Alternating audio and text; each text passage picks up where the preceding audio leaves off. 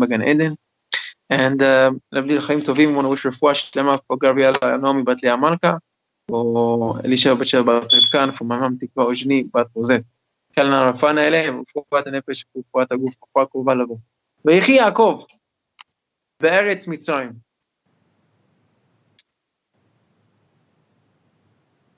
So,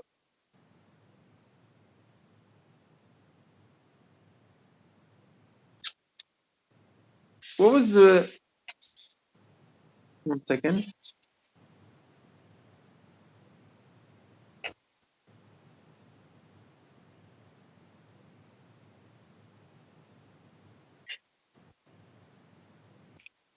Yeah. ויחי יעקב בארץ מצרים. Yaakov lived in the land of Mitzrayim. I'm going to bring a question from the Baalei Tosfot. He said, why do I need to know the life of Yaakov be'eretz Mitzrayim? Who cares where he lived? Be'eretz Mitzrayim. That's question number one. This is asked Rabbeinu Paltiel. Rabbeinu Paltiel was one of the early Baalei Tosfot, one of the early Rishonim. He says, Yemei Yaakov, see how long he lived? 147 years. And then he says, V'yikruvu Yemei Yisrael lamut, v'yikra lebeno, and he blessed all his sons.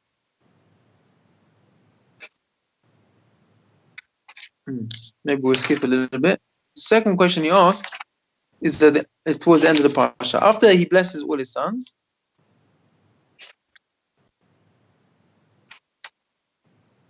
he says, Vevo,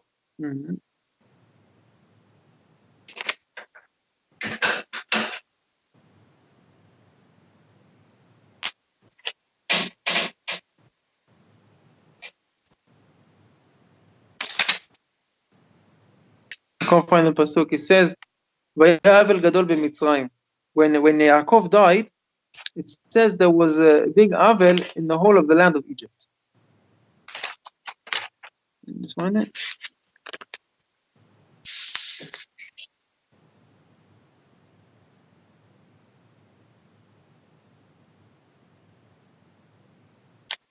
Pasuk Nun. Pasuk Yud.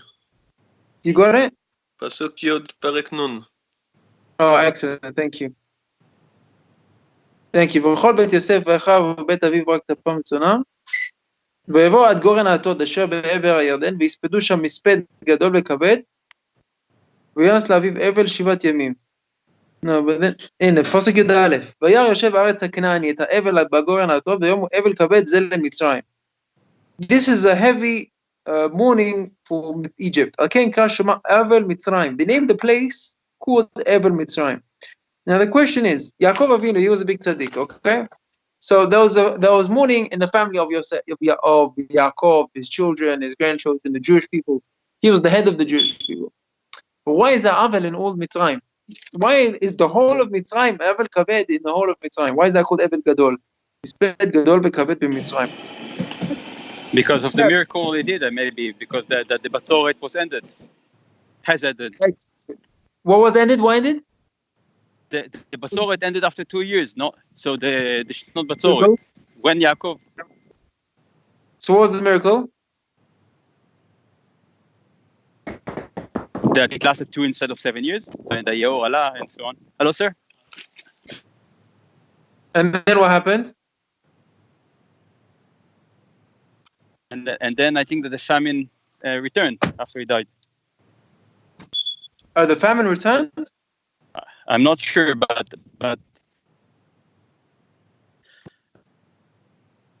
I think that. Okay, I didn't see that. I know that after 2 years, so it lasted 2 years instead of 7.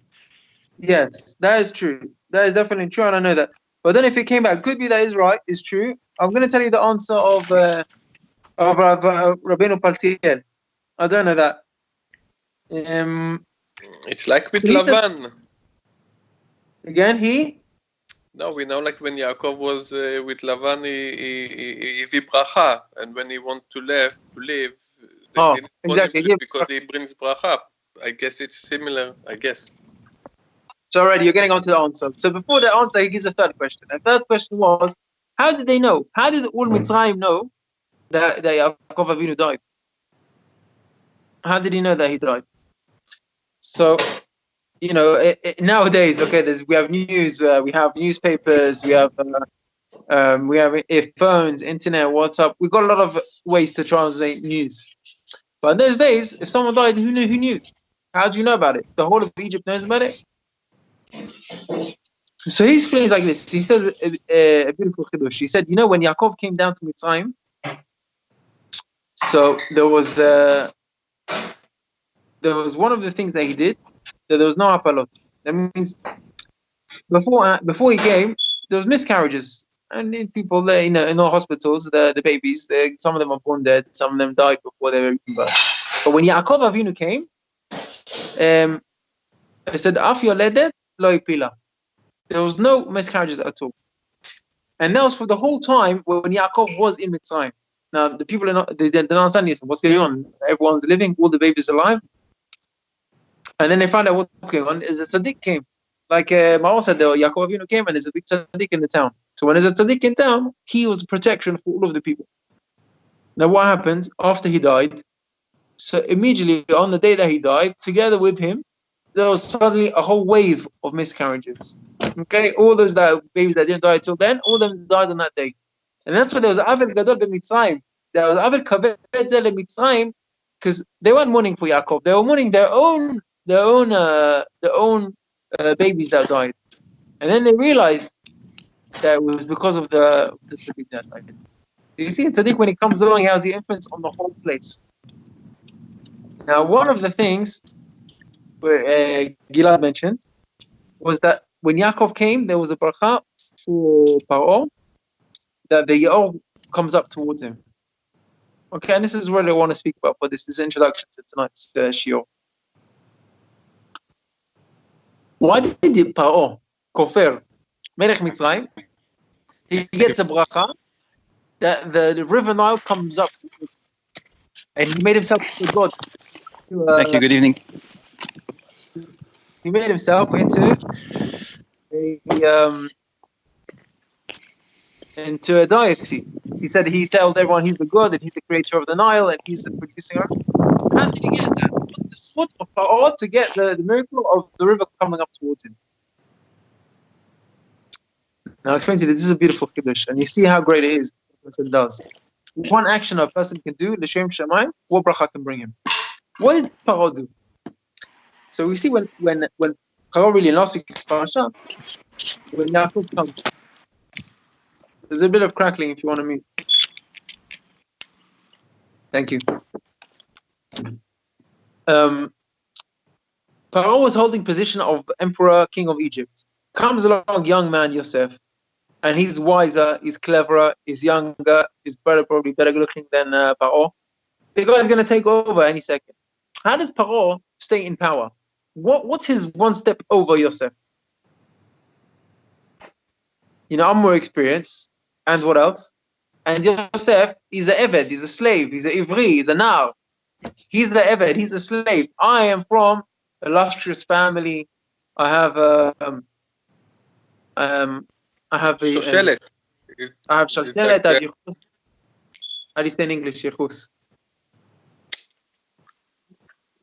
I'm Meyuchas. I don't know, I forgot my English. He said, I'm from a royal family and I've got background. Who's Yosef? Yosef is just a slave. So that was his one advantage over Yosef. Now what comes along now? Comes along Yosef and discovers that Yosef is not just a slave with no family, a homeless orphan, but he is from an illustrious, dignified family of Yaakov Avinu. Yaakov was the Gadol Ador. His father was Yitzchak Avinu. His grandfather is Avraham Avinu.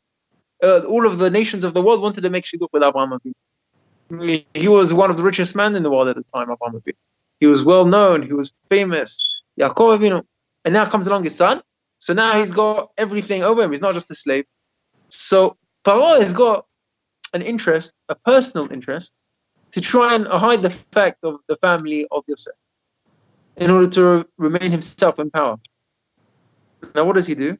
He goes against his personal interest, and how does he treat Yaakov? He welcomes him and he sends him wagons and agalot with presents in order to welcome Yaakov Avinu. He gives him a great welcoming, and he sends before him. וישב יוסף,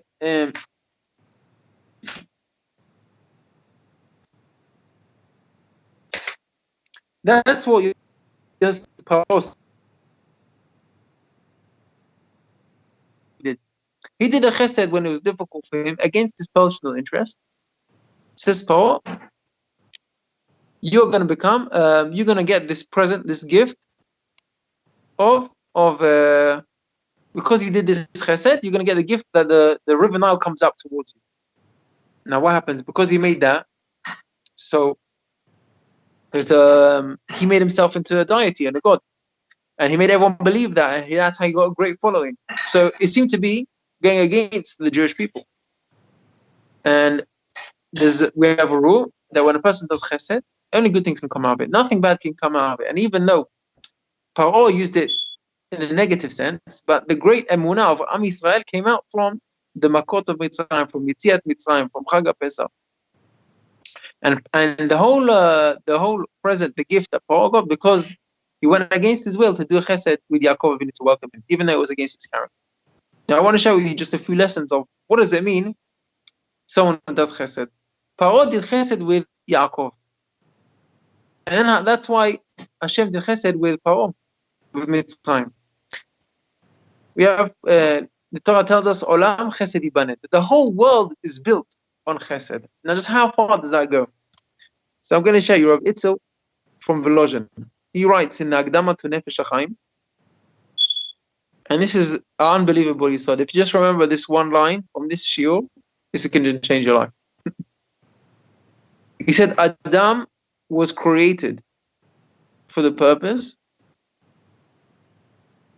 of doing chesed with other people. Adam nivra ba'olam leho'il ve'lasot chesed im achirim. That's why you're here. Okay, if no one knows what you're here for, you're ever thinking like this, what am I doing?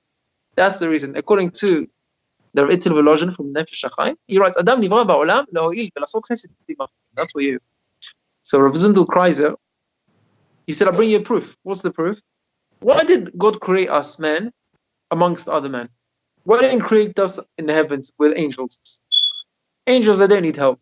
Angels, they don't need anything. Everyone's fine on their own. Here, we're here with other people who are less fortunate with us. Some of us, they need help in some ways. Some of them need financial help. Some of them need our advice. Some of them just need a smile. Someone need a helping hand. Someone to give them a ride in your car. So anyone needs a little bit of tips, but everyone is needy in some way. Some people need medical advice. Some people need rabbinical advice, marriage advice. Everyone needs a legal advice. Everyone needs some ideas. Some maybe shopping advice. But you can help people in so many ways. And he said that's why we created in a world with people where everyone has different needs and different chesronot, and we're all here to help each other. And that's why we created here in order to do chesed. And the magnitude of chesed is that the whole world is created. Olam chesed yibaneh. Bring a proof from the Gemara. Gemara in Shabbat. Famous Gemara. The Gemara in Shabbat. I'm going to look it up. The Gemara in Shabbat in Daf Lamed Amud Bet. It brings the story of Shlomo HaMelech. When Shlomo HaMelech, he built the Beit HaMikdash in the name of David HaMelech. And when it was all ready to be built, the Sharim were closed, and he tried to get them to open. And so the Gemara says all the things they tried to do in order to get the Sharim to open, and none of them would open. They wouldn't be willing to open. Let me just get the Gemara to come up.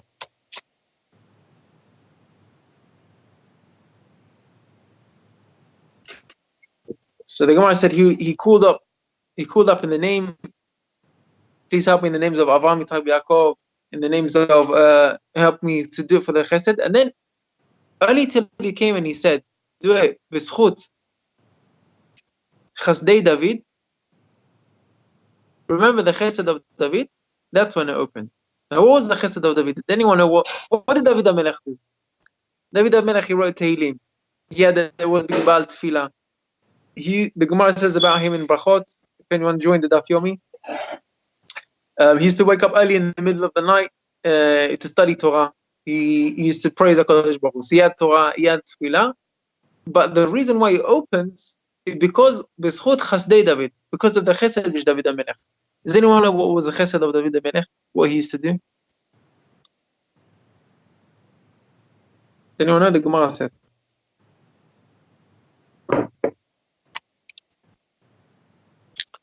Gemara says about David HaMelech that he used to look at badi bdika of women, not nidot, but to purify them for their husbands. He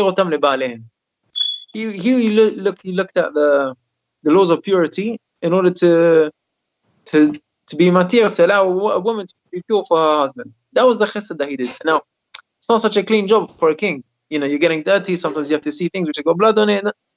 But he said, I'm doing this as a chesed. That was what David HaMelech, as king of Israel, that was the most important thing. That's the biggest chesed you can do. To make shalom between Baal and Isha. That is really the whole lechot of Tara is the foundation of shalom bayit. So that was his chesed.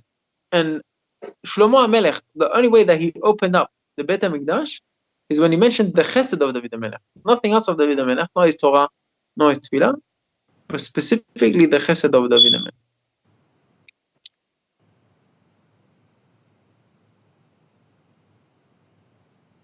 And that is really what chesed is. Chesed is the master key, and that opens. Pitcholi shari tzedek, the sharim of tzedakah. Of tzedakah tatil mimavet, and tzedakah is what can save.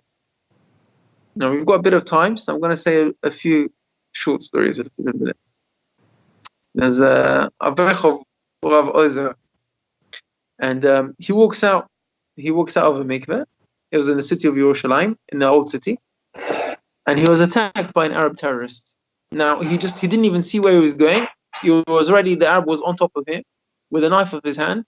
He got him down on the floor and he was about to stab him. In the last second, he looks up and he sees two policemen with their backs turned to him. So for some reason, he doesn't understand why. He saw the Arab with his knife in his hand. He just said, Shema Yisrael. He started to say Shema Yisrael. The Arab, instead of stabbing him, he gets up and he runs towards the policeman. He said, okay, I've got better. I can get the police. It's better to get the police than to get this man. He didn't have to do anything. He was already on the floor. He just had to stab him. He didn't do that. He got up and he ran towards the policeman. In the last second, the policeman turned around and they managed to stop him because they saw him. And he saw open miracle how his life was saved. And he was just thinking, what happened? Just a few seconds ago, he did tzedakah.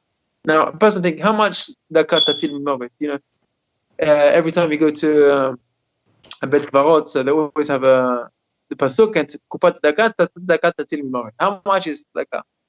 You think, okay, well, you go in your pocket, you go 50p, you go 1 shekel, you go 10 shekel. This story, he said before he walked out of the mikveh, he saved his life with 10 shekel of tzedakah. He said he was an avrech, and avrech, they don't walk around with a lot of money. He had the last 10 shekel he had in his pocket. That's where he had was 10 shekel. Now the man came in after him and he said, listen, I want to go to the mikveh. I didn't have my wallet with me. I don't have cash. Can you give me 10 shekel so I can go to do the mitzvah? Now, if you got money in your pocket, so yeah, okay, 10 shekel, how much is that? Maybe £2. So you can spare £2 for another Jew to do a mitzvah. But if it's the last cash that you have, and maybe you need later on to take a bus, maybe you need a drink, maybe you want something to eat, it's the last thing that you have with you. And he said, okay, look, this is for a mitzvah, I'll give it to you. I'm willing to give it, I'll give it out to you. His last 10 shekel he gave, and that was the mitzvah. He said, I don't know what else saved me in that life. That was the mitzvah I did 1 minute before I almost got stabbed. And that's the pitchuli shari tzedek, sharesh tzedakah. I'm going to tell another story, also today, of this is a little bit unusual. Okay, this is a bit unusual. I don't know if anyone's not, we're all in the age of raising our children, but we haven't even got to the age yet where the children are old enough to get married. And every parent wants their child to marry well, to marry to a good person, to a good, a good marriage partner. It's the dream of every parent to see them married off well. So I'm going to tell you a story. This was a good Jew, Avrech. He lived in Bnei Brak, and he was renting an apartment. He was renting an apartment, and he bought an apartment in Beit Shemesh, and then until the apartment was ready, he had another 10 months. So he was renting. Now, he walked out into the street. This was one random day. And I'm just showing you to see the point of Chesed. Where does Chesed can take you on a personal level? And he walked out and he saw somebody just sitting down with a grouchy, sad face. And he didn't even know this person. He saw another Jew, and he looked really sad. And he said, "Listen, why are you so sad? Why you look broken?" And I said to him, "Listen, I've been looking around. I'm for an apartment. I don't have a dira to live. I've got my family to host. We have to leave our apartment. We've got nowhere to live, and I've been looking crazy to find anywhere in this area." And the name of the road, I think, was Rehov Ezra in Bnei Brak. And I've got nowhere to live, and I need an apartment. That's what he said to him. Oh, so I forgot to tell you this. The man in the story where he had his apartment living in Beit Shemesh. He told his owner, his landlord, "I'm leaving in 10 months." So he said, "Listen, you're leaving in 10 months. I want to sell the apartment. I want to sell the apartment, and I need the money." He said, "I had enough of renting it. I need a lot of money, and I need to sell the apartment for the money." So he said, "I'm going to put it up for sale. When your contract terminates in 10 months, I'm going to put it up for sale." So the guy, he said, "Listen, you're so sad. You're looking for an apartment. The apartment which I'm living in, the landlord told me it's for sale. Maybe have a look. Maybe it's suitable for your needs." He said, "Really? Okay. I've seen everything else, and I'm happy to have a look." He said, "Listen, come here." He welcomes into his house, and he sees his house, and it's perfect. This is what he wants. This is perfect. Okay, listen, when is it available? I want it. I want it immediately. He said, "Listen, I'm leaving in 10 months. He said, "What? In 10 months? I can't wait for 10 months. I need it now. What am I going to do for 10 months? So he said, "Listen, I'm sorry, my apartment is not ready for another 10 months in Beit Shemesh. I'll be homeless. I thought you wanted to buy it. Yeah, I definitely want to buy it, but what am I going to do now?" Okay, they left it. They went home. He spoke to his wife, and he said, "Listen, we got an opportunity here. Okay, we have a contract. We can stay in this apartment for 10 months. We don't have to leave. We're clean. But the landlord, he really needs the money. He told us he wants to sell the apartment, and he's desperate for the money. But this Yehudi, this Jew, is Tzaddik, he really wants to buy the apartment. So he wants to buy it, and he wants to sell. So why should we just be in the middle and make it difficult for everyone? Let them get on with each other. And we'll move house. Anyway, we're moving into our house in another 10 months. So, we're not in our own house. So we need to make a move. So let's make a move now. We'll rent another place, and then we'll go to a place in Beit Shemesh." His wife was a tzadikah. Yeah, most women are tzaddikot. And she agreed. Yeah, let's do this chesed. Why not? He said to him, "Listen, please, you're welcome to come buy the apartment." They made the shidduch between them. And he did everything l'shem shamayim. He didn't ask for any tivuch, agent's fee, or any tips, or he didn't ask for any money. He said pure chesed. And that's what happened. They moved to Beit Shemesh. Then that was happened. After a few years, and this is a true story, I heard it in first hand from the person that happened to. You think what goodness can come out of a chesed that you do? He met the person that moved into his apartment. He said, "Oh, you don't understand how I'm so grateful to you. You don't know how much you helped me. You really saved us. It was so good that we moved into your apartment. And I know you gave up a lot for me, and I'm very grateful to you, and I'm indebted always. And I managed to stabilize myself also financially, and I managed also to rent a part of the apartment out.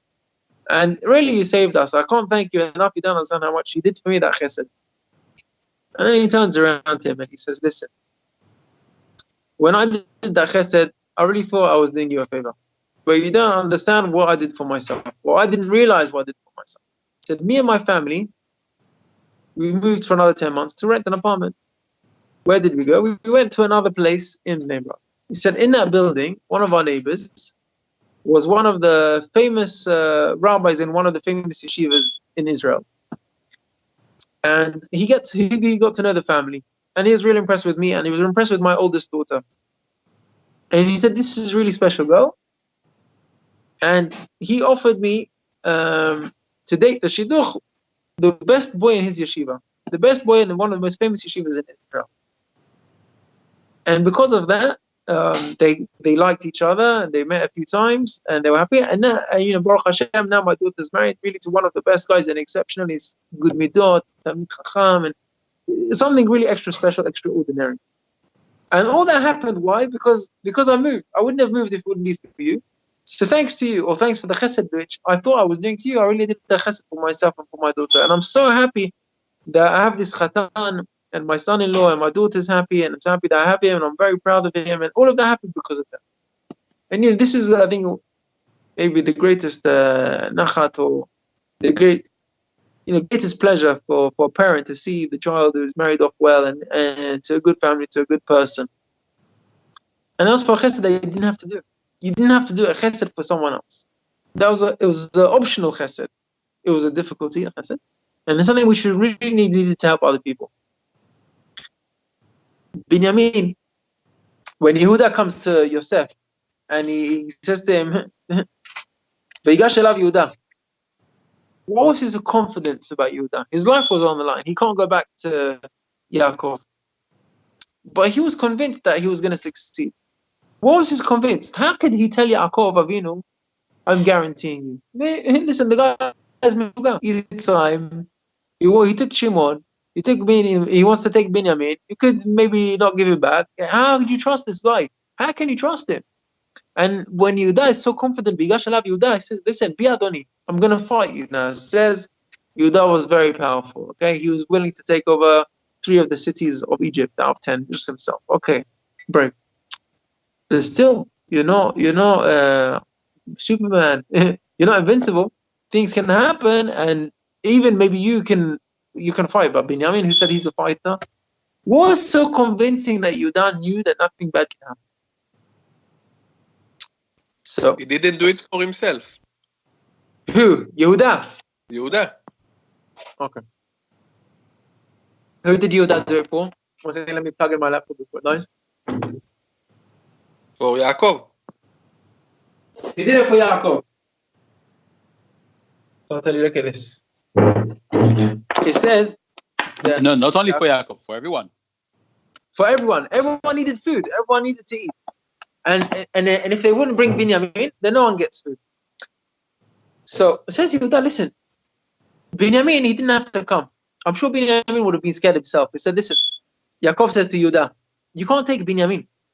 His mother died on a journey. Rachel, she died on the way. Okay? Yosef, his brother, is also died. Or he's gone. He saw Yosef is gone. So his brother's gone. His mother died on the journey. Now you want to take him on the journey, and he's very sensitive. He's going to die on the way. And he was praying. That's Yaakov said to me, "Penny Kreno Ason." And I can imagine Binyamin being quite scared. Yeah, listen, my mom died on the way. My brother's died. Maybe I'm going to die. And Binyamin was willing to go and to risk his life. He doesn't know what this Mishuga, crazy guy, is going to do in Egypt. And he said, listen, I'm going to go for the family. The family needs food. I'm going to go. So it says Yehuda, listen, the guy put his life on the line to do chesed with other people. He said, there's no way something bad can come out of it. When you do chesed with someone else, everything things bad happen, nothing bad can happen out. Now, he risked his life for it. And it really, when Yehuda comes forward and he says that, listen, there's no way they can have done something wrong, that's when he turns around Yosef and he says, Ani Yosef Achichem. I'm your brother Yosef. I'm the guy who did, I'm your brother Yosef. So you see, it was true. You do a chesed, you can't lose from it. I'll tell you maybe a personal story. Maybe I mentioned it.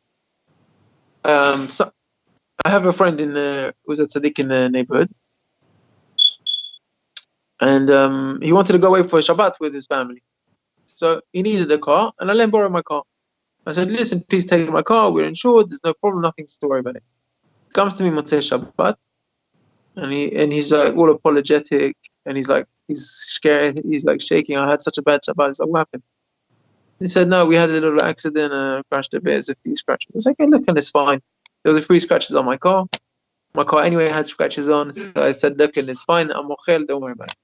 He said, no, but the other guy, I smashed his car, and he's not mochel. He wants everything. Okay, don't worry, we have insurance, we'll deal with it. So I checked the insurance, and we're supposed to be insured for every driver over the age of 20. That should be covered. Now, my wife, she checked with the insurance. They told us that he's not covered because there's two different lines in the insurance policy, but they're contradicting each other. One says that only Netanel and Dana is insured, only me and my wife is insured, and the other line says everyone's insured. So it's contradiction in two lines. So they said, listen, you're not covered, and we're not covering the cost. How much is the cost of damages? So the other cost was 18,000 shekels. If someone knows how much is that in English money, maybe £3,500, £4,000, something like that, £3,500–4,000. And this guy, he can't afford a car, and there's no way he can afford that. And he was just terrible broken. I said, listen, don't worry. And my wife said, listen. And I asked the halachic shaila who needs to pay. It wasn't even clear who needs to pay, if it was me or him, for the damages. Because I told him that he's covered. So if I told him that he's covered, it could be that I'm the one who's responsible. There's difference in halachic issue. Okay, I'm not going into that. But my wife was really nervous. She said, listen, it could be that we have to pay 18,000 shekel. I said, don't worry about nothing. I said, we did a chesed with someone else. Is there any way that we're going to lose money from doing a chesed? There's no way we're going to lose money from it. I said, all right. Yeah, but they're not covering it in the insurance. I said, listen, okay, we'll deal with it. Let's write a letter. And I have an uncle who works for a different insurance company. He told me what to write in the letter, and that's ambiguous and misleading in the text of the insurance. And in the end, they give us a call, and everything's being paid already by the insurance. They settled with the other side. They gave them, I think, 12,000 in the end, and we didn't need to pay nothing. And I said to my wife, listen, we did chesed with someone. We helped somebody go for Shabbat. We gave him a car. He scratched the car a little bit. But there's nothing we can lose. There's no way we can lose personally from doing chesed. And that is a concrete barzel. And if anyone wants to tell me a story or add, there's many stories. Every time you can see in your own life. When a Jew does a bit of effort to do chesed, there's no way you can lose. There's another example of a yeshiva in Hungary. They asked for visas to be exempt from the army. At that time, every young boy had to go to the army. And there was a whole yeshiva of boys. So they sent two people to go to the official departments to get a permit to be exempt from the army. So for some reason, there was 50 boys in the yeshiva, and they gave 48 visas, apart from the two people who went to ask for the visas. Their two sons, they didn't get the permit. For some reason, it looked suspicious, and they didn't want to give them. So 48 over 50. So the two people said, listen, we came and we did the chesed on behalf of everyone else, and we're the ones who loses. So what happened is that on that night, they had to, before the army comes along to get them all, draft them into the army, they left. They escaped out of the country of Hungary. Everyone else stayed in Hungary, and they went to Eretz Israel, to Israel. What happened afterwards? The war broke out in World War II.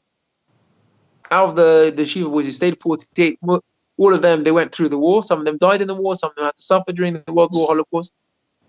And the only two which escaped, the only two which didn't get the visas, they went to Israel and they settled down and they built a family. And you see the chesed, they did a chesed with other people.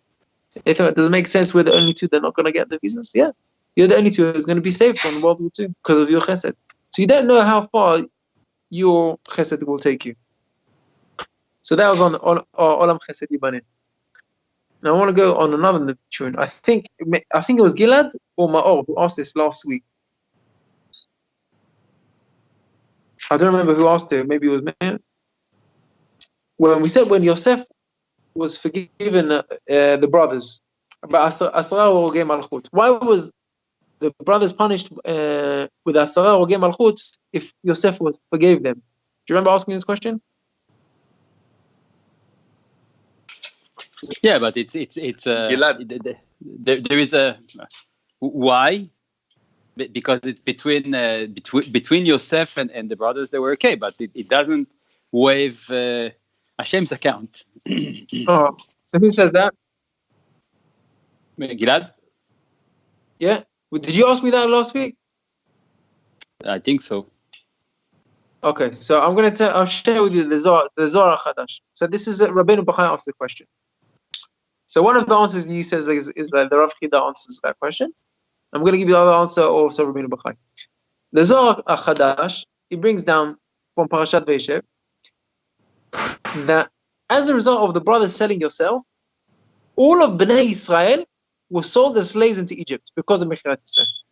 That means immediately after the Parashat Vayechi, Parashat Shemot, and then we start into slavery of Egypt. Why were we all sold as slaves to Egypt? Because of the one action of the brothers selling Yosef. Not only that. Sorry for interfering, but that was supposed to happen anyway. That is an inevitable. You understand? It's an inevitable you asked me outcome. this last week. Then. You asked me this last week, Gilad, and it's your famous question of Yediah and Bechira and how that adds up. So I'll give you this. The master plan of HaKadosh Baruch Hu always happens. Okay? Everyone, how you fit into the puzzle, you have your own personal agenda. So you've got to do the right thing, how you got to do it. The Jews have to be put into Egypt, but the brothers didn't have to sell Yosef. Something else could have happened.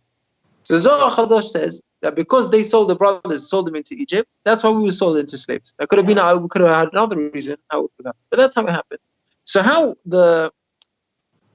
it's called the Bechira Pratit, Hanhaga Pratit, and Hanhaga Klali. Hanhaga Pratit is the way Hashem acts with each individual. That's called Hanhaga Pratit. How Hashem rewards and punishes you personally for your actions. Hanhaga Klalit is the general way Hashem runs the world. Now, how Hanhaga Pratit goes together with Hanhaga Klalit, that is something which is godly divine. There's no way that a human brain, 12 centimeters wide, is going to be able to understand that in a whole lifetime. That is Chokhmah Elokit. But that goes together. Now, it says as well, Am Yisrael were all punished and sold as slaves because of the Mechirat Yosef. Says Midrash Rabbah in Esther, the Gzerat of Haman HaRasha, להרוג ולהשמיד ולאבד כל היהודי, was as a result also of Mechirat Yosef. Because they sold them into the bow, that's why they were punished at Haman and the Gzerat. Who saved them from the Gzerat Haman? Who saved them? Mordechai. Which tribe was Mordechai from? Shevet? Binyamin. Ish Yemini. Binyamin was the only one who was not involved in it. Only someone from Binyamin is saved. Now, not only that, it says, Astra will get Malchut. There was the greatest Tanaim and Amoraim from the times of Rabbi Akiva. They were killed. Why? Because the brothers, when they sold Yosef was the one who was studying Torah with Yaakov Avinu on the highest level. And they prevented him from studying Torah. They prevented Yosef from studying Torah on a high level with Yaakov.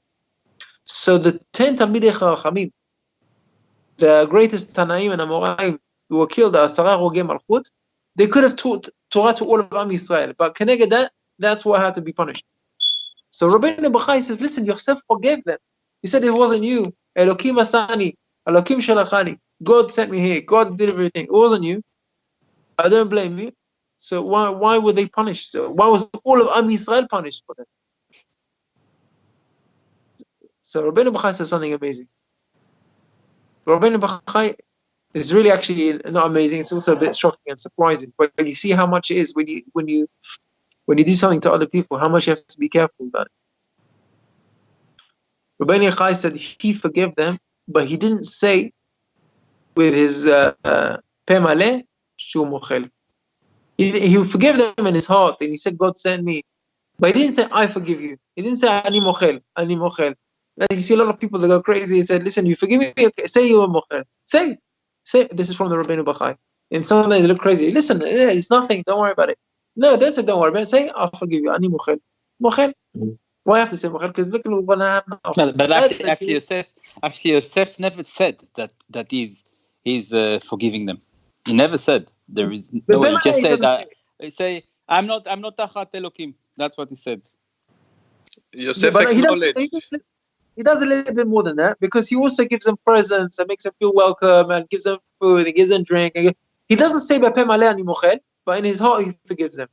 Says the Rav Chida, go on, Meir. And he cried, go on.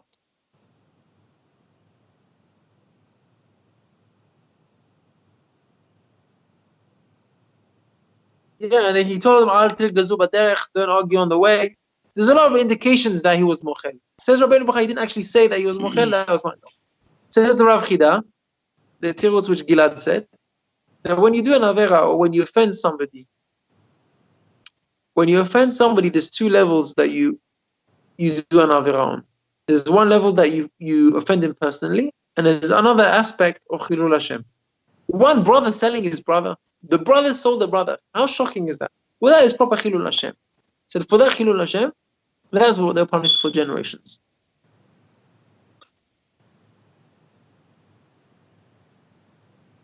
He said for the punished for generations of all of Am Yisrael because of the Chilul Hashem which was called. So Yosef, he forgive them on his own account. And they did tshuva for that. But on the Chilul Hashem that is caused, that's something which we have to repay for that, and that's what Haman, and that's what comes from in many years after that. It's also, if you think about how many other averot they did by doing that, because if you think of actually Eved Ivri, there's so many different obligations we have with Eved Ivri versus other slaves, and then they did the exact opposite. So they made an Eved Ivri. It's like, there's so many different averot that they did here. So we have to be also careful with that. There's a lot of avarot involved. But when we offend another person or someone gets upset with us, the first thing we should do is run to forgive them. And if we offend other people, we should ask for forgiveness straight away. And it's not only enough to do teshuvah klapei adam lemakom, also ben adam lechavero. So we've got to ask forgiveness for them and also ask for HaKadosh Baruch Hu as well, on both levels. Maybe we'll end off with the interesting a special segula. A special segula. There was somebody who wrote a book, a whole sefer, about the ma'ala of the Kaddish. Every day we say Kaddish, we answer Kaddish, we say Amen a few times a day.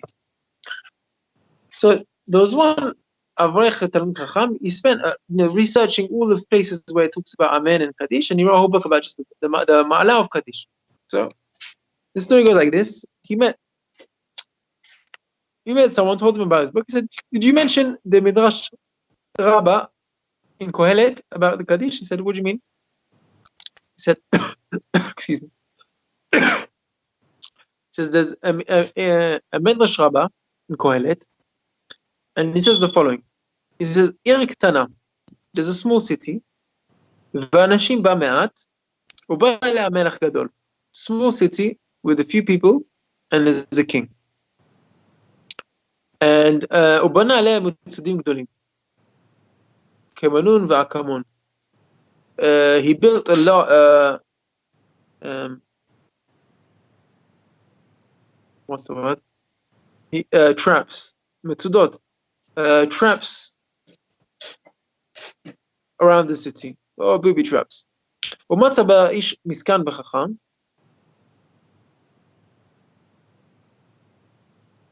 and there was one chacham who was there, and he saves the people from all the traps. Says the Midrash, עיר קטנה, small city, זה בית הכנסת. בית הכנסת is called the small city.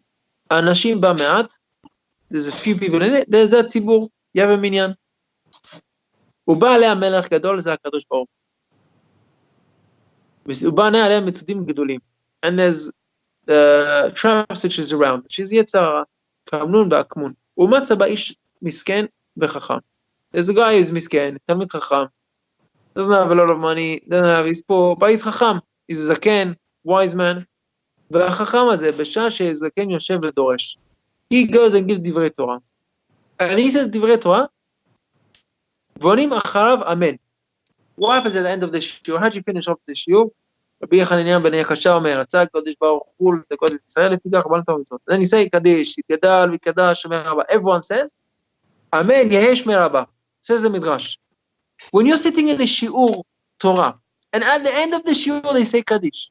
Amen yesh me Rabban Vorach, says the Midrash, אפילו יש לו שטר גזירת של 100 שנה. You have decrees against you. For 100 years, they say, listen, this guy needs to be punished, and this doesn't deserve this, and doesn't deserve that.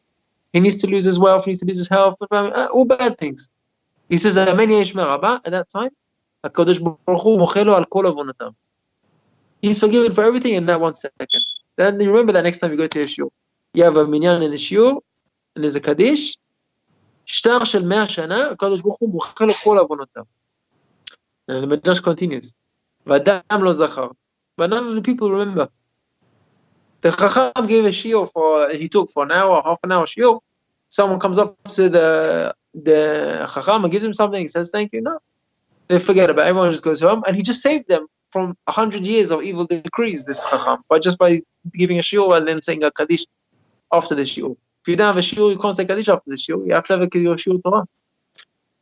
And where's their gratitude towards him for what he saved them, what he gave them? Amar HaKadosh Baruch Hu, Atun lo etchatanu, you did not remember him, but I will remember him. And this is Mipnei Sevat Takum, that's mitzvah in the Torah, it says Mipnei Sevat Takum. Hashem doesn't forget a mitzvah. So he told him that addition to his sefer. So listen, I didn't know this midrash, thank you for telling me, I'm going to put it in my sefer. It's a great chidush. After shiur Torah, you say Amen, you get decrees annulled for 100 years. That's amazing chidush. Okay. He said, listen, I'm going to return you in the same currency. You give me a chidush, I'll give you back a chidush. And I think that this is amazing chidush enough for this shiur. Said Reb Chaim Filaji. Reb Chaim Filaji brings down in his book. He said that somebody who's got tzara, he's got illness in his house, someone's ill, someone needs a shidduch, someone doesn't have children, any tzara, whatever there is. What's the segula to get out of it? He says, Yagid aleinu leshabeach. What's aleinu leshabeach? Aleinu leshabeach, some people, is tfilat haderech. You finish the tfilah, on your way out, aleinu leshabeach. He says, Aleinu leshabeach is in the center of the Amidah of Kippur. In the middle we say Aleinu leshabeach. He said, if you say Aleinu leshabeach 3 times a day with kavanah, the first paragraph of Aleinu leshabeach, until the last words in od. Aleinu leshabeach, until you get to the last words in od, and then you focus with kavanah, and you say in od milvado. You think about what you have. Listen, I really want, enod milvado. I have a personal trouble. I want to have children. My wife tried a few times. And whatever your personal trouble is, you think enod milvado, enod in aleinu leshabeach. He said, you think about that, and you think that no one else can save you, only HaKadosh Baruch Hu. Enod milvado. No one else can save you. And then you say, v'al ken nekaveh lecha. And because of that, because there's no one else apart from you, that's why all my hope and trust is in you. My bitachon is in you. Says Reb Chaim Filaji, Baduk u'menuseh. It's guaranteed that you will see a personal Yeshua in your personal problem, personal benefit. I need to find a good job. I really need the enod milvado. Only turn to you. Al ken nekaveh. With full emunah, it's guaranteed. So he told him this chidush. For his book, he gave him a chidush. He said, that's amazing chidush. He said the same thing. He said, listen, I have a niece. His brother's daughter or his sister's daughter, I don't know what it was. And she's already getting older. Oh, and a girl, she doesn't get married young. She gets older. The older you get, the harder it is to get married. Okay, in your 20s, it's easy. When you get to your 30s, it's harder. You get to your 40s, it's almost very rare. It's very difficult to get married after the age of 50. It's very difficult, but miracles happen. So I don't know how old she was, but she was getting a bit older, and he called her up, and he said, "Listen, I got this segula from Chaim Filaji, aleinu leshabeach." He said to him, "Listen, what should I do? I pray tefillah once a day. I don't pray 3 times a day." He said, "Listen, let's do a deal. I'll pray 3 times a day aleinu leshabeach. You do 1 time. You do 1, I'll do 3. And have a kavanah, and Bezrat Hashem you'll be Yeshua." He said it didn't happen. A short time passed. After he did it, straight away she met her husband, they got married, the Yeshua was guaranteed. He said, listen, I tried it and it worked immediately. See the power of Emunah. The power of Emunah and Kadosh Baruch Hu. That's what Hashem wants us to believe. There really ain't no milvado, there's no one else. That is the power of the Yeshua. So we learned a lot of lessons today. The power of the actions that we do. The Chesed, which Paro did, what he got in return. We learned that the Chidush of the Nefesh HaChaim in Agdama, that the whole person of a man's creation was to do Chesed with other people. That the Chesed is the master key that opens up everything. Shari Shamayim, the Chesdei David, and the Chesed that David did. The Chesed the person did with 10 shekels that saved his life.